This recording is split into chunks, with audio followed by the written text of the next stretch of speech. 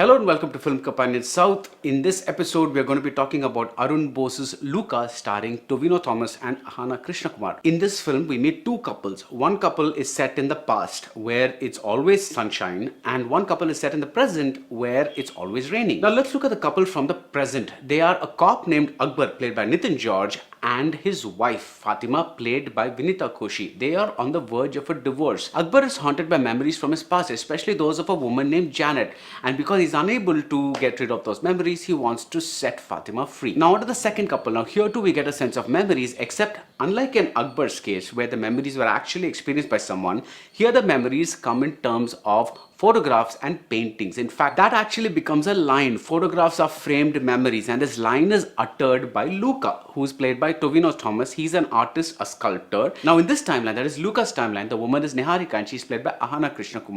She's a chemistry student and she suffered abuse as a child. Now Luca too has his own tragedies from childhood, and they have resulted in a condition called necrophobia, which is a fear of death and dying. But it's not all doom and gloom as the premise suggests. There's lots of meet cute and fun and charming moments from these two, and Tovino Thomas and Ahaana Krishna are very, very fun and charming. But there's a sense that there's something more in this relationship. Luca says he wants to paint Niharika and she poses for him. She's generally standing there, but he sketches her as if she has tears running down her cheeks.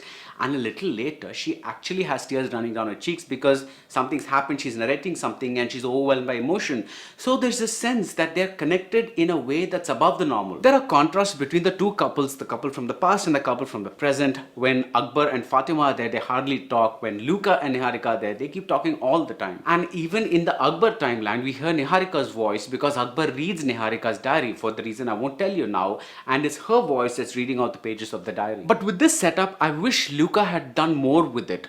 I wish the couples had been linked in a more organic way, other than just the fact that Akbar finds a diary of this past couple and he starts reading it, and that helps him with a murder investigation. Now Akbar is conflicted in love, and I wanted to see how his attitudes towards love change after reading Niharika's diary. As it stands now, Akbar's past memories of Janet and Fatima's role could have been axed from the film and we wouldn't have actually lost much. I wish that some red herrings about a suspicious looking uncle and some builders had been better written, and I also wish that a crucial health condition about Luca had not been divulged so early in the movie, because it makes us anticipate what's going to happen in the climax. And I wish the investigation had not been filled with just a lot of diary reading. I wish there had been more, because diary reading is dull and it makes a long film, which is filled with a lot of slow motion shots, seem longer and slower. But it's all still very smoothly done. I like the way they use the cat in the movie. I like the way they use Luca's reading habit in the movie. I like even the little connections between Luca. Niharika tells Luca that not everyone is an open book like you, but then later we find out that in Akbar's life,